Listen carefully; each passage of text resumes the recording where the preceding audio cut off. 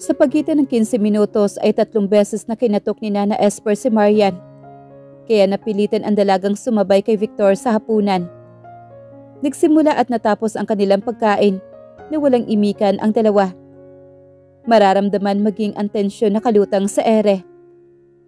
Nasa kwarto na si Marian at nagpapahinga ng tuluyang bumuhos ang napakalakas na ulan. Pinalamig ng halumigmig ang paligid, kaya agad na nakatulog ang dalaga sa kabila ng mga alalahaning bumabagabag sa kanya. Hating gabi nagsasalit ang kulog at kidlat. Ang paligid ay pinupuno ng ingay ng malakas na ulan. Ngunit nanatiling mahimbing ang tulog ni Marian. Sa muling pagliliwanag ng kwarto ay sandaling tumanbad ang isang aninong mabilis na pumasok sa pintong, agad na puminid. Bago dahan-dahan buong ingat na lumapit sa kinaroroonan ng dalaga. Ilang sandali nitong pinagmasdan ang natutulog na kagandahan. Bago maya-maya'y inilabas ang puting panyo sa bulsa ng pantalon nito. Naalimpungatan naman si Marian sa masangsang na amoy. Nagmulat siya ng mga mata at nakitang isang lalaki ang akmang magtatakip ng panyo sa ilong niya. Ibinuka niya ang bibig upang sumigaw. Ngunit bago pa siya makahingi ng tulong sa mga kasambahay, ay matagumpay na nitong natakpan ng panyo ang kanyang ilong. Napasinghap siya parang nalulunod. Sinubukan niyang magpumiglas at labanan ito, ngunit hindi siya makaalis sa ilalim ng katawan nitong nakadagan sa kanya. Naramdaman niya ang unti-unting pagtakas ng kanyang kamalayan, dulot ng pampatulog na gamot na inilagay sa panyong puti. Ngunit bago tuluyang pumanaw ang ulirat, sa saglit na pagguhit ng kidlat na nagpaliwanag sa kwarto, ay nakita niya ang mukha ng salarin. Si Victor. Hindi siya makapaniwalang magagawang gumamit ng dahas ng lalaki. Subalit nagsusumigaw ang katotohanan sa harapan niya. Hindi alam ni Marian kung gaano katagal siyang nawala ng kamalayan sa mga sumunod na pangyayari. Nang pagbalikan siya ng malay ay nananakit ang pagitan ng kanyang manghita at wala ni isang saplot sa katawan. Sa tabi niya ay mahimbing na natutulog si Victor. Nakadapa sa kama na ang isang braso'y nakayakap sa baywang niya. Gulat at hindi makapaniwala ang naramdaman ng dalaga na mapag-isip-isip kung ano ang nangyari habang unconscious siya. Kasunod nooy nag-init ang sulok ng kanyang mga mata at nag-uunahang mamalisbis ang luha sa kanyang pisngi. Hayop! Bulong niya. Sa sobrang galit ay hindi magawang sumigaw. Nanlulumong dinaklot ang kumot patakip sa kanyang dibdib. Inisip niyang isang masamang panaginip lamang ang lahat.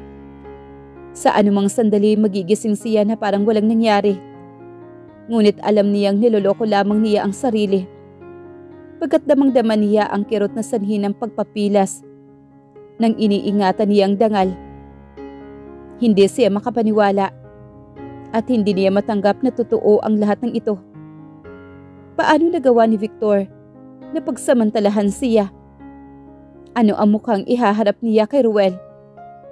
Pagbabalik nito ngayong ang hindi niya ipinagkaloob sa nobyo ay sapilitang kinuha ng lalaki. No, hindi totoo ito. Hindi totoo.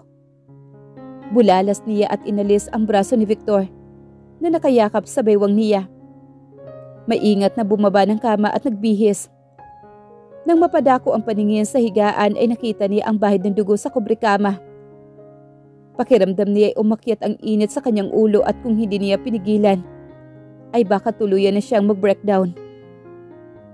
Hindi pa niya alam ang gagawin ng kumilos si Victor. At sa takot niyang baka muling gawa na masama ng lalaki, ay tarantang na patakbo palabas ng kwarto. Bago niya na ipinid ang pintuan sa likuran niya, ay narinig pa niya ang pagtawag nito. Katunayang gising na ang lalaki at kailangan niyang magmandali upang huwag nitong abutan. Marian, saan ka pupunta? Bumalik ka rito! Sigaw ni Victor na maabotang mabilis na bumaba ng hagdanan ang dalaga. Ngunit gustuhin man niyang agad itong habulin, ay hindi niya magawa pagkat wala siyang saplot at para makalabas ng kwarto, nagtapis lamang siya ng tuwalya. Oh shit! Bulalas niya habang nagmamadaling bumalik sa kwarto para magbihis. Kailangan niyang ipaliwanag ang sarili kay Marian bago pa gumawa ng hakbang ang dalaga na maaaring ikapahamak nito. Lakad-takbo ang ginawa ni Marian na makalabas ng bahay hasyenda. Kanina nang makitang malakas pa rin ang buhos ng ulan, ay sandali lamang siyang nag-atubili. Hindi kailangang sagasain niya ang ulan, makalayo lamang sa mga kamay ni Victor. Hindi pa siya lubusang nakakalayo nang marinig ang ugong ng sasakyan. Tiyak na hindi siya nito hahayaang makaalis ng hasyenda. Pagkatapos na nangyari, syempre hindi malayong akalain ng lalaki na isusumbong niya sa makapangyarihan ang paglapastangan na ginawa nito sa kanya. Ngunit ang magsumbong sa mga otoridad ang pinakahuling naiisip niyang mga sandaling iyon. Wala siyang ibang hangad kundi ang makapagtago.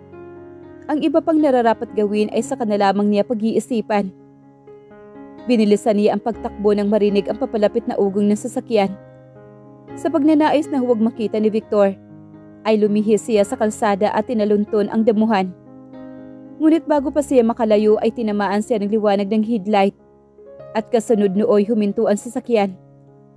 Automatikong napalingon ang dalaga at nakita niya ang bulto ni Victor na patungo sa kinaroroonan niya. Abot ang kaba na nagpatuloy sa pagtakbo si Marian. "Marian! Come back!" Narinig pa niya ang sigaw ng lalaki na sinundan ng malakas na kulog. Nang gumuhit ang matalim na kidlat at tumama sa sanga ng punong mahigit 10 metro lamang ang layo kay Marian, ay napatili siya at nanlalambot ang mga tuhod na napaluhod sa putikan. Sa pag-aakala marahil ni Victor na may masamang nangyari sa kanya, ay muli nitong isinigaw ang kanyang pangalan. Napahagulhol si Marian at nagpilit tumayo. Malapit na si Victor at aabutan na siya. Kailangan niya magmadali. Ngunit lumubog ang kanyang mga paa sa putik, kaya hindi niya magawang tumakbo pa.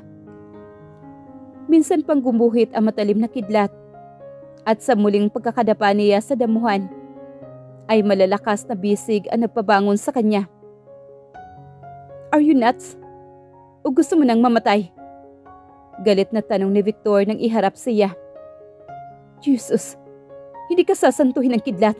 Alam mo ba yon? Bitiwan mo akong walang hiya ka. Hayaan mo na akong mamatay dahil sa ginawa mo. Para mo na rin ako binawian ng buhay." Galit na tugon niya rito. Humahalo ang luha sa tubig ulan na tumatama sa mukha niya. "Kung ano man ang ginawa ko sa iyo, ay nakahanda akong panagutan." Anito at nagbaba ng tono. Ang pagkakakonsensya ay malinaw na mababakas sa mukha nito. "Walang hiya ka!" Sa tindi ng galit ay pinagbabayo ni Marian ang dibdib nito at pinagkakalmot. Hindi na isuot ni Victor ang pang-itaas. Dahil sa pagmamadali kanina kaya agarang nagmarka ang mga kuko ng dalaga sa balat nito. "Stop it, Marian! Stop it!" Saway nito at hinawakan ang mga kamay ng huli. "Nakahanda akong pakasalan ka bukas na bukas din. At ngayon wala ka ng pagpipilian kundi tanggapin ang alok ko. Hindi ako magpapakasal sa iyo. Hindi kita mahal." Hysterical na bulalas naman ni Marian. "But I love you so much." Na pati ang pagkakaiba ng tama sa mali ay kinalimutan ko, Marian. "Walang hiya ka talaga." Aniya isa-isang binigkas ang sinasabi. "Napakawalang hiya mo, Victor. Paano mo nagawa sa akin ito?" "Please, halika na. Sabahin na natin pag-usapan ito. Nasa open field tayo. At anuman sandali maaaring tamaan ng kidlat. Hindi ko gugustuhin may masamang mangyari sa'yo. Pabayaan mo na akong mamatay." Nanlulumong pakiusap naman ni Marian. Pilit humahalagpos mula sa pagkakahawak ng lalaki at pasalampak na naupo sa damuhan. "Gusto ko nang mamatay. Ano ba ang mukhang ihaharap ko kay Ruel? Marumi na ako." "Hindi ka marumi, Marian.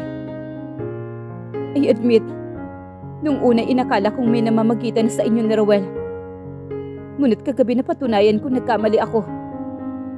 You were a virgin nang angkinin kita. Kinasusuklaman kita. Hindi ko pinangarap na ibigay ang aking sarili maliban sa lalaking pinakamamahal ko. At si Rowell yun. Pero sa ginawa mo, tiyak na mawawala rin siya sa akin. Alam ko, hindi na niya ako matatanggap pagkatapos na nangyari. At kasalanan mo ito. Kasalanan mo, Victor. Kasalanan akong kasalanan, Marian. At nakahanda akong pagbayaran kung kasalanan ngang maituturing ang mahalin ka. Sinira mo ang buhay ko. Sinira mo ang mga pangarap namin ni Rowell. Napakasama mo. Hindi nakaimik si Victor sa bintang na iyon ng dalaga. Pagkatotoo, alam niya, sinira niya ang buhay ni Marian. Maging ang mga pangarap ni Rowell ng pagsamantalahan niya ang dalaga. At napakalaki ng kasalanan niya sa dalawa. Ngunit magsisi man siya ay huli na. Hindi na maibabalik sa dati ang lahat. Kaya kinakailangang harapin na lamang niya ang mga konsekwensya. Let's go, please. Pakiusap niya at inalalayan sa muling pagtayo ang dalaga. Nakahinga siya na maluwang nang hindi na ito tumutol pa. Kahit ng buong ingat na buhati niya ito pabalik sa sasakyan. Animutulo lang patuloy lamang na tahimik sa pag-iyak si Marian. Nagtatagis naman ang mga bagang ni Victor. At halos mamuti ang mga kamao sa higpit ng pagkakahawak sa manibela. Matapos ihinto ang pick-up sa driveway, ay mabilis na bumaba si Victor at lumigid sa passenger seat upang alalayan ang dalaga. Can you walk? Buong pag-alalang tanong niya kay Marian nang buksan ang pintuan sa tapat nito. Hindi umimik ang dalaga at tumingin sa kanya. Matapos sumugot ng isang malalim na buntong hininga, ay nagpasya siyang buhatin ito papasok sa bahay. Hindi tumutol si Marian. At kahit napabor sa kanya ang pananahimik ng dalagay, nagtataka pa rin siya sa biglaang pagbabago ng reaksyon nito. Mula sa pagiging marahas ay naging maamo at sunod-sunuran sa kanya. Pagpanhik sa itaas ay sa kwarto niya itinuloy ni Victor si Marian. Diretso sa banyo kung saan itinapat niya ang kanilang mga sarili sa dutya habang hiyakap ang tulalang dalaga. Buong pagsambang, nilinis ni Victor ang katawan ni Marian. Sinabon upang matanggal ang putik na nakakulapol sa mga binti at paa nito. Mahal na mahal kita. Bulong niya habang pinagmamasdan ang magandang mukha ng dalaga. Ang mukhang iyon ang nais niyang makita pagising sa umaga at bago matulog sa gabi. Kahit habang buhay na pagsilbihan niya ito, ay okay lang sa kanya.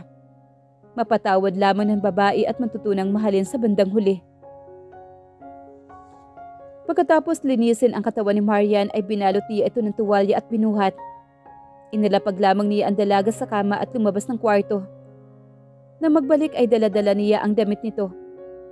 Nakatulala pa rin si Marian habang binibihisan ni Victor at kung kanina ikinatuwa niya ang hindi pagtutol ng dalaga. Sa bawat gawin niya, ngayon ay hindi na. Nagsimula na rin siyang mabahala sa kawalan ng reaksyon nito nang pilitin niyang kunin ang atensyon ng dalaga sa pamamagitan ng pagkawaya sa tapat ng mukha nito. Marian, hinawakan niya ito sa makabilang balikat at niyuyugyug. Nang wala pa ring reaksyon ang dalagay, napilitan siyang sampalin ito. Sa lakas ay halos napabaling ang mukha ni Marian. Ha? Wari namang nagising mula sa mahimbing na pagkakatulog si Marian. Napatitig ito kay Victor at na muling ma-realize kung ano ang nangyayari ay napahagulhol ng iyak ang dalaga. Marian, patawarin mo ako. Nagawa ko lang yun dahil sa labis na pagmamahal ko sa iyo. Gusto kong mapag-isa. Iwan mo ako. Wika ng dalaga dito. No. Ani naman ni Victor, nangangamba sa maaring gawin ng dalaga sa sarili nito.